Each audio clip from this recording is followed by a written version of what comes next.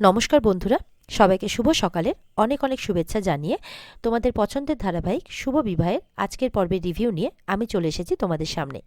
Bangla serial সমাচারে তোমাদের সবাইকে স্বাগত জানিয়ে আজকের পর্বের রিভিউ আমি শুরু করছি। জ্যোৎস্নাকে তো তার শাশুড়ি উল্টোপাল্টা কথা বলছে যে আমার ছেলেটা দিনের পর দিন গুমড়ে মরেছে, আমি মা হয়ে সেটা বুঝতেই পারিনি, আর এই সর্বনাশী মেয়ে আমার ছেলেটাকে শেষ করে দিয়েছে, একদম ছেলেটাকে খেয়ে ফেলেছে।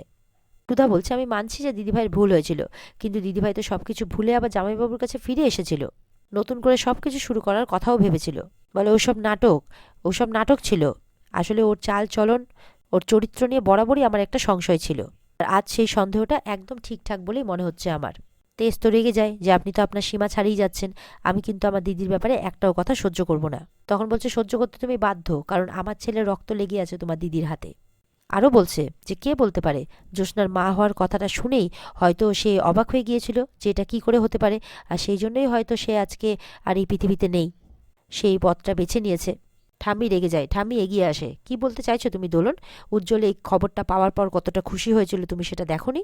তেজের বাবা বলছে, আর এই মেয়েটি তো বললো যে উজ্জ্বল দুর্ঘটনায় মারা গেছে। বলছে, আমার ছেলে দুর্ঘটনায় মারা যায়নি, এই মেয়ে আমার ছেলেটাকে খেয়েছে, রাক্ষসিনী ডাইনি এভাবে বলছে। বলছে, তুই নিজে মরতে পারলি না? জ্যোৎস্না বলছে, ঠিকই বলেছেন আপনি, আমারই দোষ, আমি সত্যি আপনার ছেলেকে সুখী করতে পারিনি, একদমই পারিনি, সত্যি আমার দোষ আছে। তবে আমার চরিত্রে যদি দোষ থাকে তাহলে আপনার ছেলের চরিত্রেরও দোষ আছে। তখন সুধা মাথা নাড়িয়ে হ্যাঁ বলছে। তখন জ্যোৎস্না শাশুড়ি কি করে, তোর এত বড় সাহস তোমার, তুমি আবার ছেলের নামে উল্টোপাল্টা কথা বলছো? জ্যোৎস্নাকে টানতে টানতে নিয়ে আসে, আর জ্যোৎস্নাকে আবার মারতেও যায়। তখন সুধা চলে আসে সামনে, বলছে, খবরদার দিদিভাইয়ের গায়ে হাত দেওয়ার একদম চেষ্টাও করবেন না। তখন জ্যোৎস্নার শাশুড়ি বলছে, তোমার এত বড় সাহস? সুধা বলছে, বসু মল্লিক বাড়ির মেয়ে বউদের অন্যায়ের বিরুদ্ধে দাঁড়ানোর সাহস আছে, তাই বুঝি? এই বাড়ির মেয়ে বউরা তো কোনো দোষই করে না, তারা তো যেন ধোয়া তুলসী পাতা। সুধা বলছে, আপনি তো এমনভাবে বলছেন যেন আপনার ছেলের মৃত্যুর জন্য আমার দিদি দায়ী। বলছে, হ্যাঁ হ্যাঁ তাই, তোমার দিদি দায়ী, আমার ছেলেটাকে একদম শেষ করে দিয়েছে। এই যে বলছে, দিদির গায়ে যদি একটাও আঁচড় লাগে তাহলে কিন্তু, বলে, কি করবে, আমাকে ধমকাচ্ছ তুমি? সুধা বলছে, না, কেউ আপনাকে থ্রেট করছে না, কেউ আপনাকে কিছু বলছে না, আমরা জানি যে আপনার মনের উপর দিয়ে কী বয়ে যাচ্ছে, আপনি কতটা দুঃখে আছেন, আপনার এখন মাথাটা ঠিক নেই, আমরা আপনাকে কোনো কিছুই বলছি না, হয়তো আপনার কষ্টটা পুরোপুরি আমরা বুঝতেও পারবো না, কিন্তু তখন শাশুড়ি বলছে, মানে দোলন বলছে, কিন্তু কি, আমাকে মুখ বুঝতে হবে তাই তো, কিন্তু এই বাড়ির মেয়ে বউদের নামে আমি কিছু বলতে পারবো না। জ্যোৎস্নার বাড়ির লোক তো সবাই বলছে যে আমরা উজ্জ্বলকে নিজের ছেলের মতোই ভালোবাসতাম, আর আপনার মনে যতটা কষ্ট হচ্ছে আমাদের মনেও ঠিক ততটাই কষ্ট হচ্ছে, তেজের বাবা মাও বলছে। তখন দোলন বলছে যে ছেলের মতো আর নিজের ছেলের মধ্যে অনেক পার্থক্য আছে। সুধা বলছে, হ্যাঁ আছে, অবশ্যই আছে, কিন্তু দিদিও তো তার স্বামীকে হারিয়েছে, সেই কষ্টটাও তো কম নয়। এরপরে বলছে যে আমি না ওই মেয়েকে মানি না ওই মেয়ের বাচ্চাকে মানি, দোলন বলছে এইভাবে। তখন মানে ঠাম্মি বলছে, এটা তুমি কি বলছো, তুমি নিজের বংশের বাতিকে অস্বীকার করছো? তেজও বলছে, চুপ করুন আপনি। সেই সময় দেখা যাচ্ছে যে জ্যোৎস্না অজ্ঞান হয়ে গেছে, তখন সবাই জ্যোৎস্নার কাছে দৌড়ে গেছে। দোলন বলছে, আমি বিশ্বাস করি না যে ওই ওই ছেলে, মানে ওই সন্তান আমার ছেলের। ঠাম্মি বলছে, তোমার এত বড় সাহস, তুমি বসু মল্লিক পরিবারের মেয়ে বউদের উপরে আঙুল তুলছো, তাদের উপরে অপবাদ লাগাচ্ছ? তেজের মা, মেজো কাকিমা সবাই বলছে, আমাদের মেয়ে এরকম করতে পারে না, আমাদের মেয়ে নির্দোষ, একটু ভেবে দেখুন। দোলন বলছে, আপনাদের ভাগ্য ভালো যে আপনার মেয়ের নামে আমি পুলিশ কেস করছি না। সুধা বলছে, কেস তো আমরাও করতে পারি, দিদির উপরে হওয়া এতদিন ধরে মানসিক অত্যাচারের আপনার উপর, আর ফ্রড কেসও করতে পারি আমরা জামাইবাবুর উপরে, যেটা জামাইবাবু দিদির সাথে করেছে। বলছে, কি ফ্রড করেছে তোমার দিদির সাথে? বলে, এতক্ষণ তো শুধু একতরফাই শুনে গেলেন, আপনি একবারও দিদির দিকটা ভাবলেন না? তখন জ্যোৎস্না সুধাকে আটকাচ্ছে, না সুধা কিছু বলতে হবে না। বলে, না দিদি, তোমার উপরে এইভাবে আঙুল তুলবে আর আমি চুপ করে বসে থাকবো? কিছুতেই না। মৌটুসিকে নিয়ে আসে সামনে, এই যে এই মৌটুসির সঙ্গে আপনার ছেলে মানে জামাইবাবু দিনের পর দিন সম্পর্ক রেখেছে, আর দিদির সামনে ভালো মানসিকতা দেখিয়েছে। কই, দিদি তো সেটা করেনি, দিদি জামাইবাবুকে ঠকায়নি। বলে, এইসব বলে ভয় দেখাচ্ছ আমাকে? বলে, না, ভয় দেখাচ্ছি না, এটা মনে করে দিচ্ছি যে দিদি একা নেই, দিদি অসহায় নয়, দিদির পাশে আমরা সবাই আছি। তেজ বলছে, দিদির পাশে তার পরিবার আছে, তার ভাই আছে। সুধা বলছে, ভাববেন না দিদি আপনার সঙ্গে আপনার বাড়িতে যাবে, আপনার এই চিন্তা ভাবনায় নিচু মন জেনে আমরা দিদিকে আপনার সাথে পাঠাবো, এটা কখনো ভাববেন না, দিদি কোথাও যাবে না। মেচকা বলছে, এ কি বলছে দাদা, শ্বশুরবাড়ি যাবেন না তো কোথায় যাবে? সুধা বলছে, আজ থেকে দিদি আর তার সন্তানের দায়িত্ব আমাদের। তেজ বলছে, হ্যাঁ, দিদি কোথাও যাবে না, আমি যেতে দেব না। সুধা বলছে, যুগে যুগে মেয়েরা অনেক অগ্নি পরীক্ষা দিয়েছে, আর দেবে না। তখন দোলন বলছে, যেই পরিবারের বড় বউ ডিভোর্সি, সে আর কি করতে পারে, বা সেই পরিবারই বা আর কি করতে পারে? এই কথাটা শুনে ঠাম্মি তেজ দুজনেই রেগে যায়। দোলন মানে ঠাম্মি বলছে, দোলন, আমার কিন্তু ধৈর্যের বাঁধ ভেঙে দিও না। দোলন বলছে, আপনার পরিবারে কিন্তু পতন শুরু হয়ে গেছে। আপনি যবে এই মেয়েটাকে তুলেছেন ঘরে, আপনাদের তবে থেকেই পতন শুরু হয়ে গেছে। আপনারা কিন্তু ভুগবেন। এরপরে তরিতা মেচকার কাছে যায়, বলে, বাবা কেমন দিলাম? মেচকা তখন ইশারা করে তরিতাকে নিজের জায়গায় চলে যেতে বলে। ছোট কাকিমা বলছে, অনেকবার বেড়েছিল এই মেয়েটা, মা এবার বুঝবে যে কার জন্য এই সংসারে এত অবনতি। বলছে, দেখবেন এবার এই পরিবারের মেয়ে বউদের কিভাবে সর্বনাশ হয়। ওই মেয়ের কালো ছায়া পড়েছে এই বাড়িতে। যে মেয়ে নিজের বিয়ে টেকাতে পারেনি, সে একটা সংসার সামলাবে কি করে মাসিমা? বলে, পরিবারের ভালো চাইলে ওই মেয়েকে এই পরিবার থেকে বের করুন আপনি। ঠাম্মি তো এবার চরম রেগে গেছে। এবার এগিয়ে গিয়ে দোলনকে, মানে জ্যোৎস্না শাশুড়ি মাকে এক চড় মেরেছে। সবাই তো এটা দেখে অবাক। আর ওদিকে দেখা যাচ্ছে সুধার দাদা মিলন ও ঠিক কাতলার কাছে চলে গেছে। কোথায় সুধাদেরকে বলবে তা না, কাতলার কাছে গিয়ে টাকার কথা বলেছে। কাতলাও অমনি ব্যাগ ভর্তি টাকা নিয়ে চলে এসেছে। এই নাও টাকা, আর আগে বলনি কেন? যখন লাগবে তখনই আসবে, কোনো অসুবিধে নেই, এভাবে বলছে কাতলা। না জানি এবার তার দাদাকে দিয়ে কি ফোন দিয়ে আসছে কাতলা। সুধার দাদা বলছে যে, দেখো কাতলা, নেহাতি আমি বিপদে পড়েছি তাই, নাহলে তোমার কাছে আমি কখনোই আসতাম না। তবে চিন্তা করো না, সময় মতো এই টাকাটা আমি অল্প অল্প করে তোমাকে শোধ করে দেবো। সুধার দাদা বলছে, তুমি এই কথাটা সুধাকে জানিও না। বলে, না না, আমি কাউকে জানাবো না। শুধু আমার একটা শর্ত আছে, তোমার যে দোকানটা আছে সেটা আমার কাছে বন্ধক রাখতে হবে। বলে, কি? বলে, হ্যাঁ, আসলে সেরকম কিছু নয়। আসলে এতগুলো টাকা দিচ্ছি তো তো কিছু একটা গ্যারেন্টি তো লাগবে না? তো তুমি যখনই টাকাটা আমাকে শোধ করে দেবে, আমি তোমাকে তোমার দোকানের কাগজপত্রটা বুঝিয়ে দেবো। কোনো অসুবিধে নেই, আমি এটা কথা দিচ্ছি তোমাকে। সুধার দাদা তখন মনে মনে ভাবছে যে সুধার জন্যই তো আমি এই দোকানটা চালু করতে পেরেছিলাম। তাই জন্য আজকে আমাকে সুধার মায়ের জন্য, মানে কাকির জন্য এই কাজটা করতেই হবে। তো সুধা দাদা দোকান বন্ধক দিতে রাজি হয়ে যায়। এরপরে দেখা যাচ্ছে কাতলা তার ম্যাডামকে ফোন করে জানাচ্ছে যে, ম্যাডাম কাজটা হয়ে গেছে। সুধার দাদার দোকান তো গেলই, এবার না জেনে টাকাটার জন্যে কত বড় ফাঁসতে হয়। এদিকে ঠাম্মি বলছে, আর একটাও মুখে কোনো কথা না, অনেকক্ষণ ধরে তোমার কথা আমি সহ্য করছি। তোমার মনের কষ্ট বুঝে আমি তোমার কথাগুলো সহ্য করছি, কিন্তু আর একটাও কথা না। বলছে, বেরিয়ে যাও এই বাড়ি থেকে, আর একটাও কথা বলবে না। তখন দোলন বলছে, সত্যি কথাগুলো সহ্য করতে পারলে না? বলে, কিসের সত্যি? তোমার ছেলে আমারও নাচ জামাই ছিল, তার জন্য কষ্ট কত, মানে কিছুটা কম আমারও নয়, মানে তার জন্যে আমারও কষ্ট কিছুটা কম নয়। কিন্তু তা বলে সুযোগের সদ্ব্যবহার করে এই বাড়িতে দাঁড়িয়ে আমারই সামনে আমার নাতনিকে আর আমার নাত বৌমার অপমান করবে, সেটা আমি মেনে নিতে পারবো না। এই পরিবারের মেয়ে বউদের নামে আমি একটাও কথা শুনতে চাই না। এই পরিবার আমার। এই পরিবারের শিক্ষা অনুশাসন সব আমার অহংকার। আমি তাকে মানে আমার বাড়ির বিরুদ্ধে আঙুল তুলতে দিব না, যে আমার বাড়ির ক্ষতি চায়। তুমি যাকে কালসাপ বললে সে আমার বাড়ির লক্ষ্মী। আর একবারও যেন তোমার মুখে আমি এই কথা না শুনি, তার ফল কিন্তু ভালো হবে না। আঙ্গুল দেখিয়ে বলছে ঠাম্মি। দোলন বলছে, চলে যাচ্ছি, কিন্তু কাজটা আপনি ভালো করলেন না।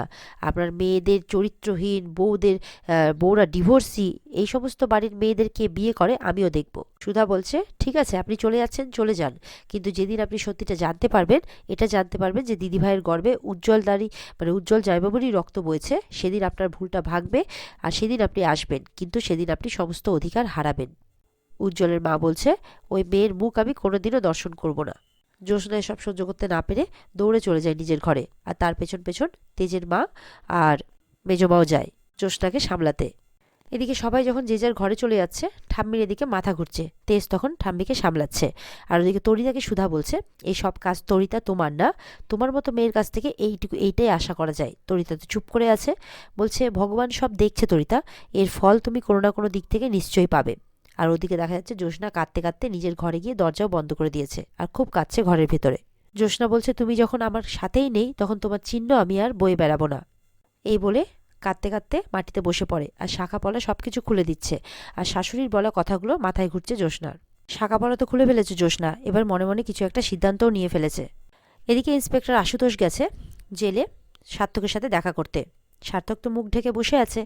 তখন বলছে, সুধা কি তাহলে ঠিকই বলছিল যে সার্থক এখান থেকে বেরিয়েছে? তাই যদি হয়, তাহলে এখানকার কেউ কি ওকে সাহায্য করছে? কে হতে পারে? এরকমটা ভাবছে। তারপর তো অনেক ডাকার পর সার্থক আসে। সার্থক এসে তো উল্টোপাল্টা কথা বলছে। সুধা আমাকে মিস করছে তাই না? তাই বোধহয় আপনাকে পাঠিয়েছে। সুধাকে বলবেন, আমি না সুধাকে খুব ভালোবাসি, হ্যাঁ, খুব ভালোবাসি। একদম আলাদাই রকম অসভ্যের মতো আচরণ করছে, সেটা সহ্য করতে পারছে না ইন্সপেক্টর আশুতোষ। বলছে, তোকে যে আমি এখনো মারিনি, এটা তোর ভাগ্য ভালো, বুঝতে পেরেছিস? এখানে না চুপ করে বসে থাক, আর এখান থেকে বেরোনোর স্বপ্নও কোনোদিনও দেখবি না, কারণ তুই সেই বাইরে বেরিয়ে সূর্যের মুখও কোনোদিনও দেখতে পাবি না। ওখানকার যারা দায়িত্বে আছে তাদেরকে আরও পাহারা বাড়িয়ে দিতে বলে আর কি, যাতে সার্থক কোনোভাবে এখানে পালাতে না পারে।